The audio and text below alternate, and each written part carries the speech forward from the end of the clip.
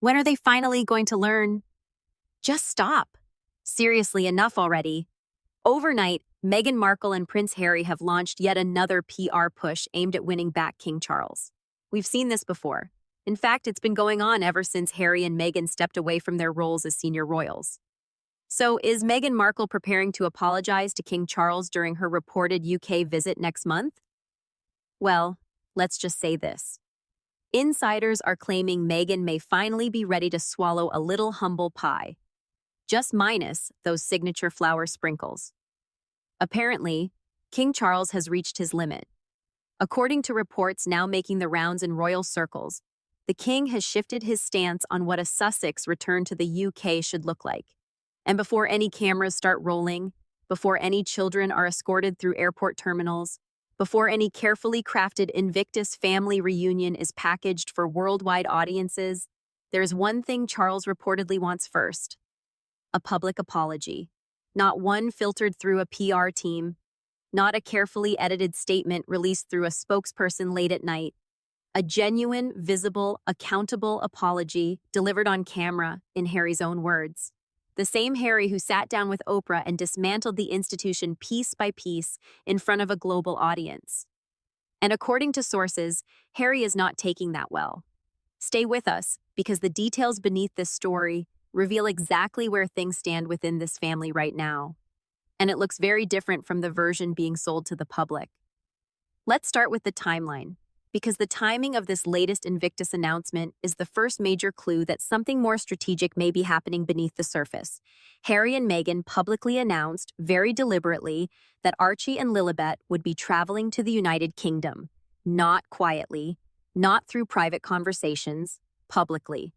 A full 2 weeks before Harry's planned arrival. That guaranteed maximum media attention, endless speculation, and one dominant question across every royal commentary platform from Britain to California. Will the king finally see his grandchildren? Honestly, how do you even show up like, "Hey everyone, how's it going?" after spending years publicly criticizing the entire family?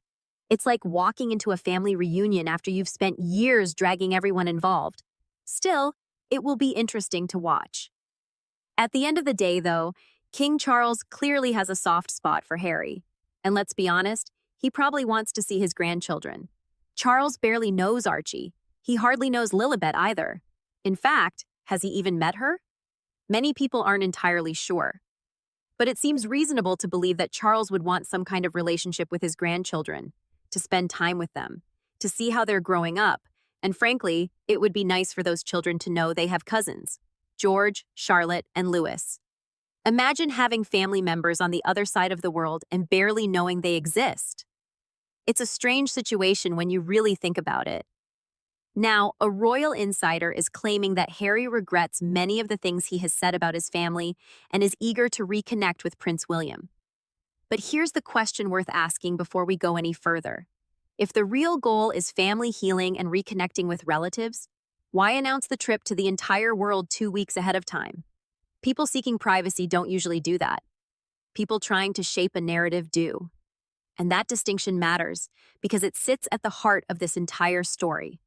What that announcement immediately accomplished, whether intentionally or not, was redirecting attention away from the Invictus Games themselves and toward one dramatic headline: Will King Charles see the grandchildren? The wounded veterans who inspired and built the purpose behind these games suddenly became background characters. The Sussex family drama once again became the main attraction, just as it seems to happen whenever media attention is needed. If you've been following this pattern for years, you already know exactly why it keeps repeating. And if you've watched long enough, you can practically predict the next chapter before it's written.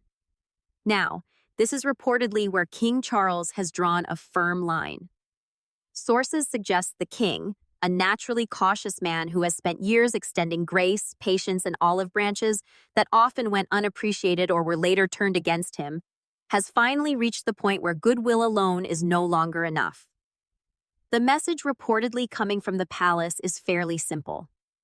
Before any public reunion takes place, before any photographs of grandparents and grandchildren are shared, before images of family reconciliation are used for whatever project may come next, a documentary, another interview, a future memoir chapter, or even social media content, Harry needs to publicly say he's sorry, openly, clearly, on camera. As reported by the newspaper, Prince Harry seems to be focusing increasingly on the UK and aligning more closely with his father, although much of that appears coincidental rather than coordinated. So far, there have been no discussions regarding a family reunion during his return to Britain in July. The Royal News Network has echoed that position, arguing that while personal reconciliation should always remain possible, institutional reconciliation simply isn't. At some point, Harry has to accept that his role within the royal structure is over. The best thing he could do now is grow up, move forward, and find a proper career outside the monarchy. And honestly, if this reported request is true, it doesn't seem unreasonable by any measure. Harry published a best-selling memoir in which he named family members and made accusations that caused lasting and well-documented damage to their public image. He sat down with Oprah Winfrey and presented claims that later investigations suggested were, at the very least, far more complex than originally portrayed. He launched legal actions against British institutions that operate under the symbolic authority of the Crown. He described his father's household as a prison. He portrayed his brother as physically aggressive. He characterized the royal family as a system designed to harm rather than support him. And he did all of this on platforms built for maximum international exposure. Under those circumstances, an apology isn't some outrageous demand or negotiation tactic. It's the bare minimum expectation before turning a family reunion into yet another media event. Now, the discussion has shifted toward whether Meghan might apologize to King Charles during her visit to the UK next month. Sources cited in this report suggest that Meghan may finally be preparing to eat a little humble pie. Let's talk about it. One commentator put it this way: if Harry were ever welcomed back, he would need to apologize publicly, not just to his family, but to the British public as well. But can anyone realistically imagine him being humble enough to do that? The answer from many critics is no. Not because it's impossible, but because admitting you've made mistakes requires a combination of intelligence, self-awareness, courage, and personal accountability. It requires looking at your own actions honestly and accepting responsibility for them. And even if an apology happened, another question immediately follows. Would it be sincere, or would it simply be convenient? That's the issue. Because people don't just want words, they want authenticity. Many observers feel the same concern applies to Meghan. They struggle to imagine a truly heartfelt apology emerging from either side. And as we've discussed before, there is another factor quietly ticking away in the background: time. Once King Charles is no longer on the throne, the situation changes dramatically. Prince William, the future king, has repeatedly spoken about creating a slimmer, more modern monarchy. If that vision becomes reality, many believe difficult decisions will inevitably follow. Questions about titles, roles, and royal status will almost certainly return to the forefront. Meanwhile, reports suggest Harry is deeply unhappy about this alleged demand for a public apology. And in some ways, it's easy to understand why. Not because the request itself is unfair, but because an apology would fundamentally challenge the narrative Harry has spent the last 5 years building. The moment Harry publicly says, "I was wrong," or "I'm sorry," every interview, every documentary appearance, every podcast conversation, and every chapter of his memoir suddenly becomes much harder to reconcile. A genuine apology doesn't simply close the book on the past. It forces people to reopen every chapter and ask difficult questions about what really happened. And that is a conversation Harry's advisors appear reluctant to have. Now let's look at why this UK return may be happening at this particular moment. Because while Invictus provides the public explanation, there is another layer underneath that many commentators believe is driving the timing: money.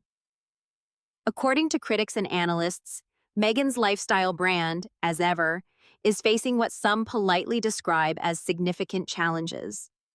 Website traffic has reportedly fallen sharply. Sales on key products appear modest. Reports indicate the company's fulfillment arrangements have shifted away from larger professional logistics operations towards simpler systems often used by smaller online businesses. There are also reports that Netflix quietly distanced itself from portions of the Sussex commercial operation before the eventual public confirmation that their partnership had ended. To many observers, these developments suggest a brand struggling to maintain momentum. Commentators have gone so far as to describe as ever as being on life support. Polling and reporting highlighted by Newsweek have added to that discussion. According to traffic data reportedly measured by SimilarWeb, Meghan's website attracted approximately 246,000 visits during December, with around 108,000 coming from the United States. In January, overall visits increased slightly to roughly 268,000. However, visits from U.S. audiences reportedly declined to around 89,000. For critics, that decline is the more important number. And then there is the security question. The UK's security arrangements remain unchanged. No major new agreement has been announced. No formal reassessment appears to have produced a different outcome. Yet the same country that was reportedly considered too dangerous for the children to visit for several years is now apparently safe enough for Archie and Lilibet to attend a public Invictus event. That inconsistency has not gone unnoticed. Critics argue that the only major thing that has changed between the UK is too unsafe and the children are coming next month is the growing financial pressure surrounding the Sussex brand. From that perspective, security concerns appear remarkably flexible whenever positive headlines are needed or public interest begins to fade. And because few people on the Sussex side are likely to say this openly, critics believe the numbers tell their own story. In their view, turning back toward the royal family when business challenges emerge is not necessarily a reconciliation strategy. It's a financial strategy wrapped in the language of healing. And, according to those critics, the children have become the emotional bridge being used to carry that strategy into the room. Do you honestly think the British public would be pleased to see Harry and Meghan sitting comfortably inside a royal castle after everything they've said about the monarchy and the royal institution? If you look at the data, the answer appears to be no. Poll after poll suggests that large portions of the British public have little interest in seeing Harry and Meghan welcomed back into the royal fold. Many people still remember the accusations raised in the Netflix series. They remember being indirectly associated with claims of racism. They remember the criticisms directed at Britain itself and at the institution of the monarchy. And because of that, there is very little public appetite for taxpayer money being spent on security arrangements or luxurious accommodations for the Sussexes. One commentator put it bluntly, nobody wants to see public resources used to protect or house a couple who spent years publicly attacking the institution they are now attempting to reconnect with. And while another panelist admitted he may be looking at the situation through the eyes of a grandfather, he also acknowledged that reality makes the situation more complicated, because Archie and Lilibet are real children. They deserve absolutely no role in the public arguments, political debates, media battles, or royal controversies that surround their parents. Yet their public inclusion in this story raises questions. These children were announced as participants in a highly publicized event 2 weeks before their father was even due to arrive. They were introduced into a narrative surrounding a country that their parents had previously described as unsafe. And somehow, an event meant to honor veterans has increasingly become focused on family drama rather than the people it was originally created to celebrate. That decision wasn't made by Archie and Lilibet. It was made for them. And critics argue that it was made by the same operation that has spent years insisting on privacy while simultaneously using carefully controlled glimpses of family life as part of a broader media strategy. If you've watched this pattern unfold repeatedly, you already know why people are questioning it. And that's exactly why channels willing to point it out continue to attract attention. One critic described the situation as a complete insult to the British public. After negotiating their departure from royal duties and spending years criticizing the institution, Harry and Meghan could reportedly return to Britain and stay inside royal accommodation. For many observers, that feels difficult to accept. The frustration is obvious. Critics argue that both Harry and Meghan have spent years speaking negatively about the royal family, making accusations, creating controversies, and damaging relationships. To then benefit from the privileges connected to that same institution strikes some people as deeply contradictory. As one commentator put it, they believe the couple are attempting to take advantage of every remaining benefit available to them. Whether you agree with that assessment or not, It's a view shared by many royal watchers. Now let's shift focus back to the palace itself. Because King Charles's reported demand for a public apology before any reunion takes place isn't simply the emotional reaction of a hurt father. Although, to be fair, that aspect almost certainly exists as well. More importantly, it appears to be an institutional decision made by a king who has watched this pattern repeat itself often enough to recognize it immediately. The pattern is familiar. First comes the emotional language, then come the carefully selected photographs, then the positive headlines. And after that often comes another interview, another documentary, another memoir excerpt, or another account of what supposedly happened behind palace walls. The palace has seen this cycle play out enough times to understand the risks. A photograph of King Charles smiling with his grandchildren may seem like a private family moment today. But tomorrow, that same image could become promotional material, documentary content, or the emotional centerpiece of an entirely new narrative. From that perspective, Charles insisting on accountability first isn't cold-hearted, it's cautious. In fact, many would argue it's exactly the level of caution that 5 years of public disputes would naturally produce. A king who allows reconciliation without conditions risks watching that reconciliation become content before the year is over. A king who says, apologize first, take responsibility first, show accountability first, is at least attempting to establish different terms before moving forward. And interestingly, Harry's reported anger over that condition may reveal more than anything else. Because if this trip were purely about family, healing, heritage, and giving his children a chance to know their grandfather, then the apology should be the easiest step in the process. You acknowledge the hurt that was caused, you apologize, you move forward. That's how genuine reconciliation usually works. The fact that the apology appears to be the sticking point is exactly what has fueled so much speculation. Critics argue that the reluctance stems from something much larger than family dynamics. They believe the entire Sussex narrative has been built around maintaining a particular version of events, and once a public apology enters the equation, that narrative becomes much harder to sustain. In their view, the victim narrative has become the foundation of the Sussex brand. Without that foundation, the commercial appeal weakens. Without commercial appeal, revenue becomes harder to maintain. And without revenue, the expensive lifestyle associated with Montecito becomes increasingly difficult to support. Many critics see the situation as being that simple, not emotional, not symbolic, just practical. One commentator even suggested that the strategy appears to revolve around seeing how much can still be gained from remaining royal connections. There are also reports suggesting that strict limitations may exist regarding photographs between King Charles and the children. The reasoning is straightforward. Once those images exist, they can circulate globally within hours and potentially take on a life far beyond the original moment. Some reports have even suggested that Charles may prefer to keep interactions limited and avoid extensive private conversations with Harry altogether. Instead, palace staff and advisors could remain heavily involved throughout any visit. Whether those reports prove accurate remains to be seen. Still, some commentators believe Harry would make every effort to bypass formal barriers and secure direct access to his father.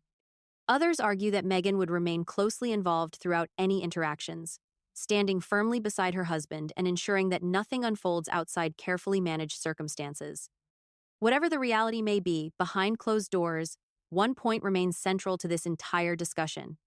If King Charles has truly decided that a public apology must come before any reunion can happen, that decision should not automatically be viewed as cruel or vindictive. For many observers, it simply reflects the lessons learned from the last 5 years. In many ways, this may be the clearest and most grounded decision King Charles has made throughout this entire situation. Because, at its core, the message is simple. Access to the institution and the emotional value that comes with it isn't free. There is a price attached to it, and that price is accountability. Not carefully managed accountability. Not a statement polished by advisors and filtered through public relations professionals. Real accountability. The kind that requires someone to stand up publicly, speak honestly, and take responsibility without anyone softening the edges.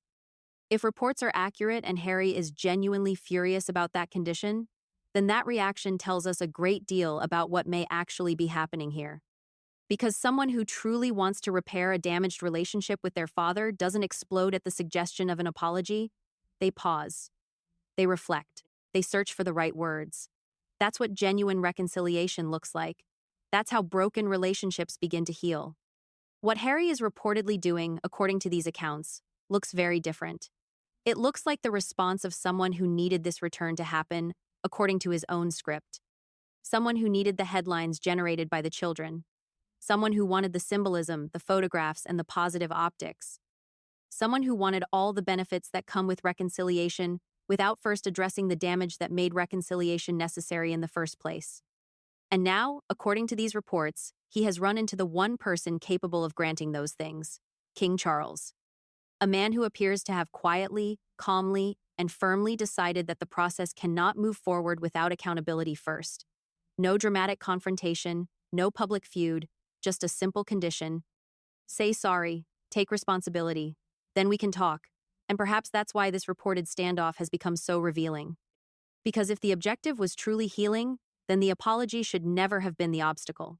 If the objective was something else, however, then the resistance suddenly makes a lot more sense. Now we want to hear from you. Should King Charles stand firm and maintain this position? Or should family come before everything else, regardless of what has happened in the past? Leave your thoughts down in the comments below. And if Hollywood Today is the place where you're getting the complete picture rather than the carefully managed version, make sure you're subscribed. Because the next chapter of this story is already taking shape, and trust me, you won't want to be the last person hearing about it.